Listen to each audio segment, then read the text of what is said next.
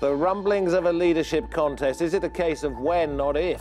British Prime Minister Theresa May is going to step down as leader of the Conservative Party. You're watching Roundtable with me, David Foster.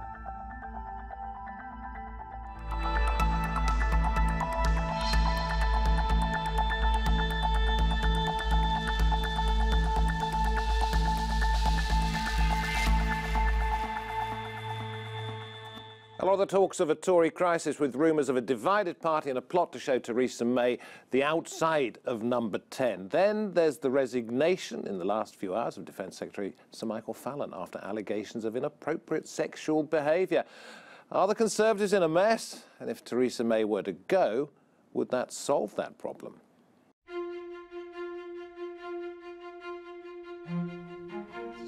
A Commons majority swapped for an uneasy alliance.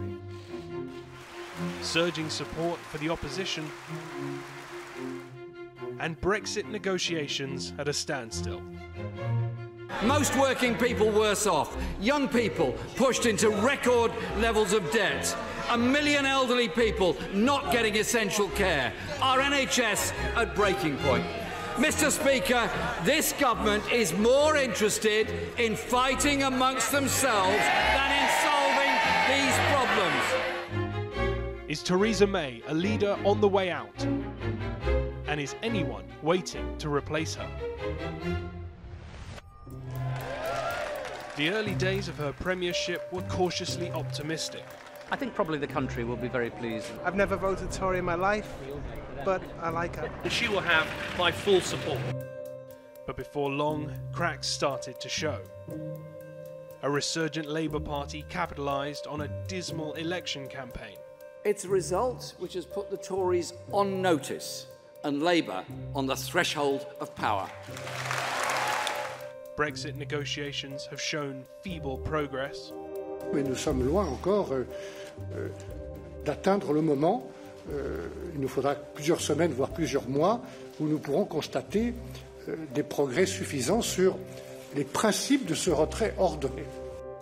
And what some saw as a weak keynote speech at her party conference has hurt her credibility. The deficit is back to pre-crisis levels. Sounds as if my voice isn't on track. Conservatives are not known for their patience with leaders who they consider past their prime. Are you the next Prime Minister?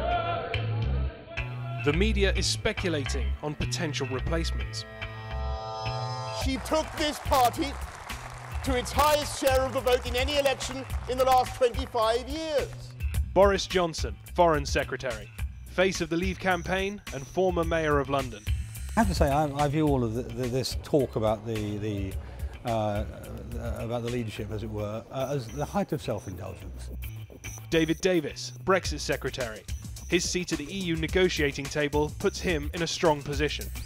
She has the experience and she has the vision. I think those are the two really dominant characteristics that are going to make her a great Prime Minister. Amber Rudd, Home Secretary, currently occupying the role May herself had before becoming Prime Minister. She is ideally placed to implement Brexit on the best possible terms for the British people. Andrea Leadsom, Energy and Climate Change Secretary, the only rival to have campaigned against Theresa May for the leadership last year. We do work very well together as a team, and there's all this media tittle-tattle. And Philip Hammond, Chancellor of the Exchequer, long considered a Prime Minister in waiting and thought of as a safe pair of hands. What the country needs is calm leadership, and that's what I'm providing with the full support of my cabinet. Any change to the Tory party leadership could spark a general election. Anathema for a party falling behind in the polls. For now, the status quo may be the best the Conservatives can hope for. With me at the round table today, the journalist and author Rachel Shabi. We have James Chapman, former Chief of Staff for David Davis, one-time political editor of the Daily Mail. Also here, the assistant editor of leading Conservative blog, Conservative Home, that's Henry Hill, and Dr. Anthony Ridge-Newman, convener of the PSA Conservatism Group and author, Conservatives and the Internet. Thank you all very much for coming in. Who would like to argue the case that this is not a mess? You see that? I mean, the silence speaks volumes here. So, what got the Tory party into this mess? Who's going to kick off with that one? Well, I can kick off if you like. I mean, Brexit's what's got the Tory party into this mess. Mrs May has been a captive of the right-wing Eurosceptic part of the Conservative Party since she ascended to that position. And I worked on Brexit for a year in government. I tried to do my best to make it work. And some of the red lines that she drew in order to appease that wing of the party, so I'm thinking particularly of the European Court of Justice and other things, have hampered those negotiations. And Brexit's bigger than everything. It's bigger than the Conservative Party. It's bigger than the general election. And that's the shadow over her whole premiership. And the Tory party, I think, I'm sad to say it, but it appears to have lashed itself to the mast of a hard Brexit. She's painted red lines which are very difficult now to retreat from, and she's a captive of this wing of her, this fringe, what has been traditionally a fringe of the Conservative So she's Party. being kept as leader simply because the alternatives, as the Conservatives see it, would be Jeremy Corbyn, and that's worse than having her where she is. Well, the alternatives would be Jeremy Corbyn or perhaps somebody like Amber Rudd, who was a strong Remainer, has strong links to the Remain camp, is apparently the candidate that David Cameron wants to see as the next Prime Minister. So she's a captive Prime Minister, and it's a very unhappy situation for her and for everyone around her. Rachel, I mean, do you feel sorry for her? Starting to, yes. And that's a terrible thing to do. Nobody wants. It's a bad position to be in when people feel sorry for you. But she must be, you know, she must quite like the idea of walking away and leaving this sorry mess, you know, well alone. But I actually disagree, James. I think that's a really important factor, Brexit, obviously, and it has divided the party in a really toxic way and in a way that they cannot surmount. I mean, this is the party that's known for being ruthlessly efficient, and yet it can't seem to get itself together around Brexit and present the united front that it obviously knows that it needs to do, but just can't manage it. And I think that, you know, Brexit, as much as it is a problem, is also a symptom. I think probably austerity did it and the economic crash did it, and we're starting to see the payback now for political forces that were unleashed in 2008. And just pick up on one of the things you said, that she perhaps would like to walk away from this terrible mess. But that's precisely what her predecessor did that got us perhaps into this mess in the first place. And she wouldn't want to do that for the very reason that she wouldn't want to be seen to be the same as David Cameron. I think there's a lot of us around this table that would kind of point the finger at David Cameron. And I myself wrote something for the Conservative Home blog after he stepped down and left a void. And that's what I called it. He really left a political vacuum.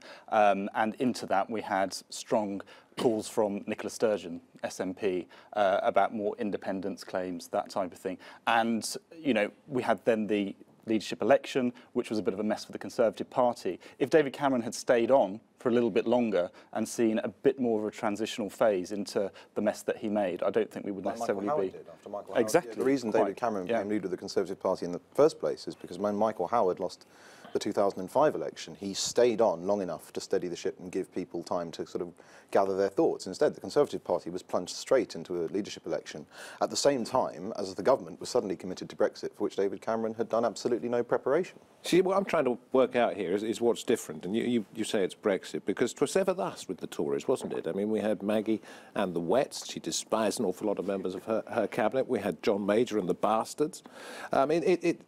It's not a party that's known for its harmony, isn't it? So is it Brexit that makes it different? I think Brexit would have been more surmountable if you think about where the Conservative Party was before the general election. You know, fundamentally, it's important to remember that Theresa May, despite the fact the election was a disaster in seat terms, she did get, as Boris Johnson said in the video, a very high share of the vote. If the Conservative Party had managed to carry that polling lead through to polling day and it now had a comfortable majority, all of this would be much simpler. She'd have a bit more leeway to face down the hard Brexiteers. She'd also have more leeway to face down the sort of hard Remainers on the other side of the argument. But instead, what's happened is a sort of combination of factors where you had no clear policy proposals, The party hadn't been sold on whatever Mayism was. The campaigning machine was in a mess. And she managed the quite interesting feat of taking her own party by surprise and calling an election for which the Conservative Party wasn't ready, it wasn't funded, it didn't have a policy, and it didn't have a machine. What was it? And so she's undone her own government. 6 months ago or something like that? Who thinks that she can last the full term? Well, I think that what you've said has just nailed why she can't last, and actually why the Conservatives can't last, because it's not just that they're divided and squabbling over Brexit and have lost their majority in Parliament, although those two things are obviously significant. They are essentially fundamentally out of kilter with where the national mood is at. They cannot get any, they have no policies. They have no policies that resonate in the same way that and the yet policies... they are still north of 40% of the vote in the polls. But, I mean, but if there was an election today, you know that the Labour Party would win it, yes. according to the polls. So what I'm saying to you is that it's not just that this Conservative Party is failing, it's that the Conservatives are failing. They are not in touch with a national mood for a different kind of politics and a different kind of economics. And because the Conservatives are stuck in their sort of free market fundamentalism that got us into this, the economic crisis in the first place, Okay. they're not going to be able to fix it. We're talking about her and her future. I know you don't hold a candle particularly for the Daily Mail. You were there at one point, but it's a Tory-leaning newspaper. I think that's fair to say. Where would she rank among British Prime Ministers and Conservative leaders on a Daily Mail scale of the last 50 Don't forget, they hailed Is her she as down the bottom now? Well, they hailed her as the new Margaret Thatcher, so the Daily Mail's in a slightly difficult position in terms of criticising her now. It's taking out its frustrations on other members of the government, particularly Philip Hammond has become something of a lightning conductor for discontent. OK, where would you rank her now? Well, I'd rank her, I think, look, I would dispute your analysis, actually, about the Conservative Party is not succeeding at the moment because it's moved away from the political centre ground. So, and David Cameron and George Osborne did occupy that space. You know, Theresa May wanted to do things around housing, issues that would affect younger people, but Brexit is consuming all of the energy. Is she down the bottom of the list? Well, I don't. She's certainly, in my mind, a worse Prime Minister than David Cameron. OK. I think one of the problems with the general election was the party was still in the mode of having a leader like David Cameron, which was all about Project Cameron.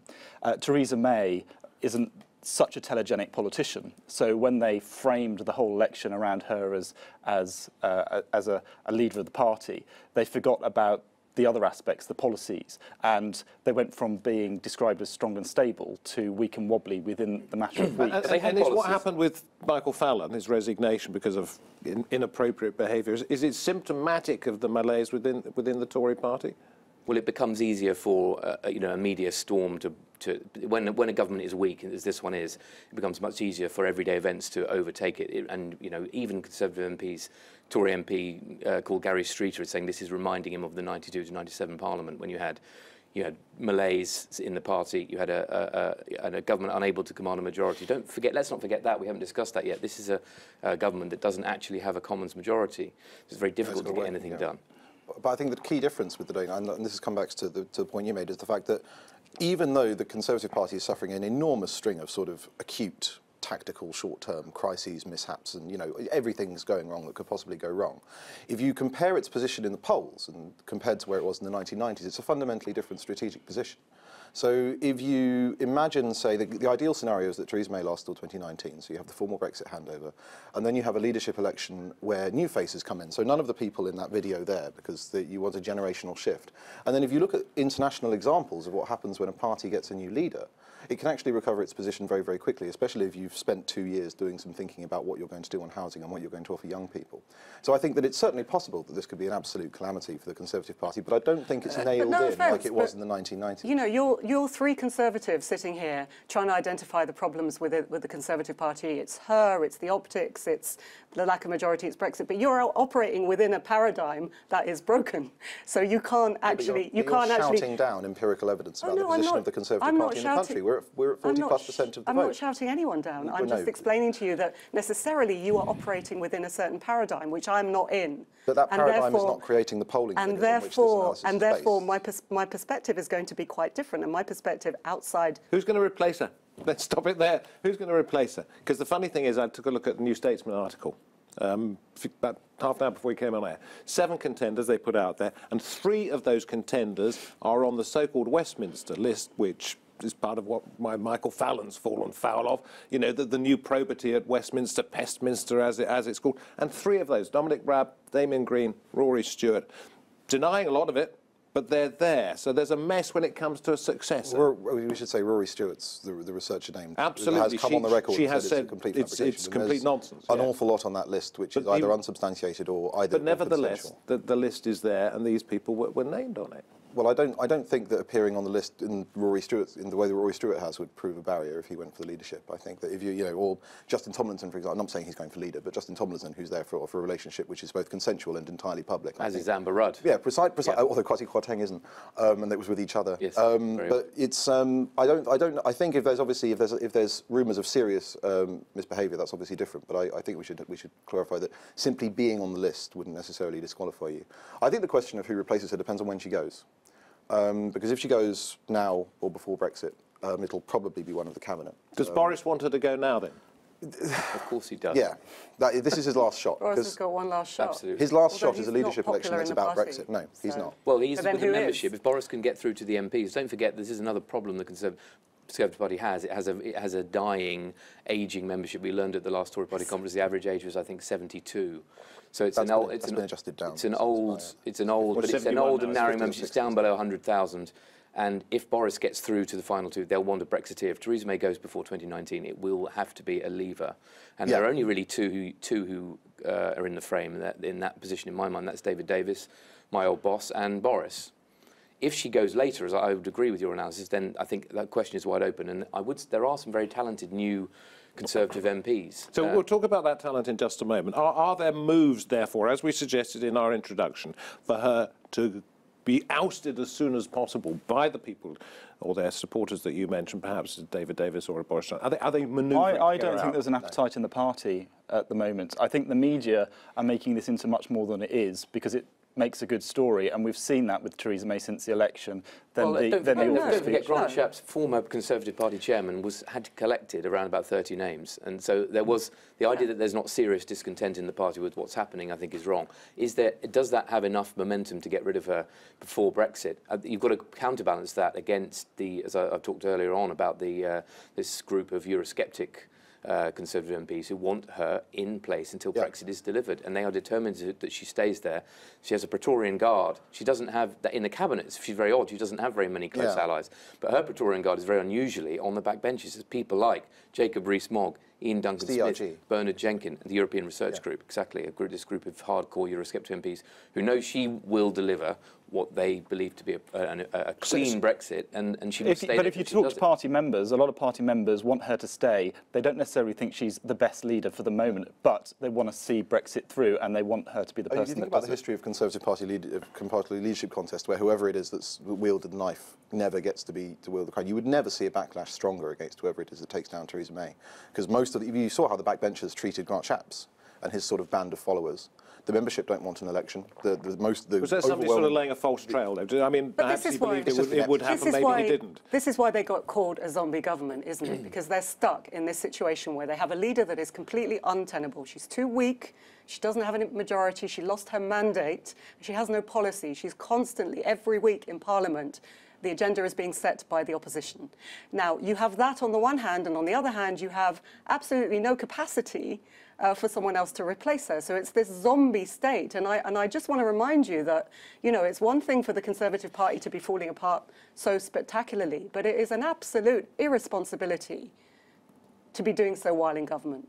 Well, I think the important thing to remember, though, is that Labour has the luxury of opposition, but if Labour on the subject of Brexit is as divided almost as the Conservative Party is, and if we were in opposition... But that's not what we're talking about. We're talking about a capacity to govern, which the Conservatives clearly don't have. Capacity for government, but capacity for government is currently defined by your capacity to deliver Brexit effectively. Not only. No, but... OK, we could have this discussion for hours and hours, days, weeks, months, whatever. But let's talk about who might replace her. You two, staunch Conservatives, who would you like to see? I wouldn't say that I'm a staunch Conservative, but I can answer your question. I think probably David Davis is the front runner at the moment, but of course we're seeing how things are changing so quickly and so dramatically, and we can't discount Boris. Would he be an interim leader because he's getting on a bit?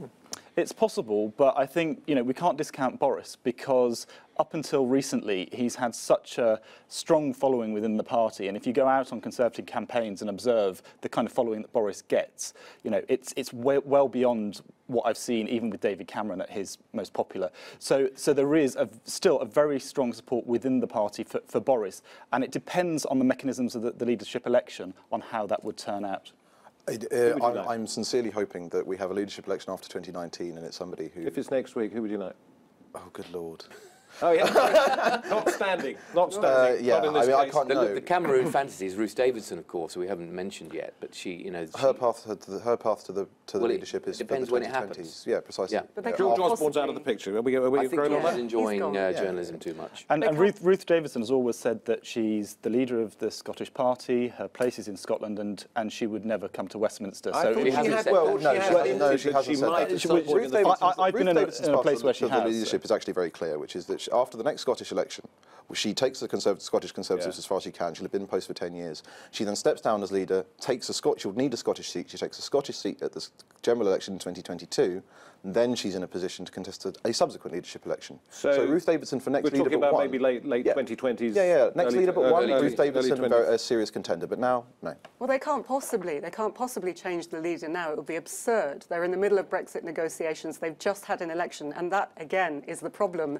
They're stuck. They're zombies. The fact that it's absurd doesn't mean they can't do it. They can't possibly. Yeah, well, that's true. That's true. Yeah. But they can't politically. It would just be ludicrous to have. She needs to get to 2019. She needs to get to 2019, and that's a long time. Don't forget, Brexit doesn't finish in 2019. This is the other thing. 2019 has become... The Euroscepticism will just get to the point of that we now know that Brexit is effectively going to be extended for another 2 years beyond that because we're going to have this mythical transition period. So I don't see it being very easy to change horses even at that point. I think there'll be a symbolic...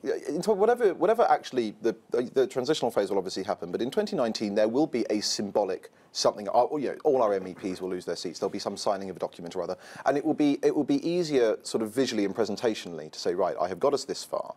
I'm now stepping aside, and it's now for my successor not only to deliver the implementation, but to decide what we're going to do with all these new powers. As I suspect there will be, the negotiations are still going on then. The idea that this is all going to be wrapped up by 2019, well, it's not all going to be wrapped up, we'll have a transition sorted and a smooth 2-year transition. The negotiations are clearly going to bleed into that period. But we're talking about something entirely different. We're talking about the Tory leadership. But this, in fact, somebody tell me why the public seems to still love Boris Johnson when every time I turn on the news or open the papers, he's done something silly. I don't agree that they do. I don't think they do. Okay, I think he's damaged. Well, I'm talking about the party tends to like Boris. You know, he lights up the room when he comes. The party of over 70s that is dwindling by the day likes Boris. I think that the central question here is what do we consider as strong leadership? And I actually, in defence of Theresa May, would say that she has exhibited aspects of strength because give us an example. Well, she's carried on regardless. That could just be simple stubbornness. Well, not necessarily. I think,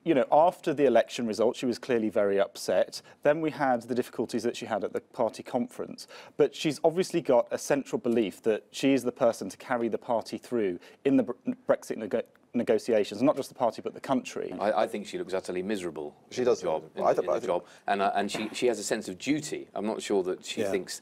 I don't know whether she really believes she's the right person to be doing the Brexit negotiations. I think she's struck, as I said earlier on, some positions that have left us in a hell of a mess when it comes to those negotiations. She has a sense of duty. She's got she's the vicar's daughter.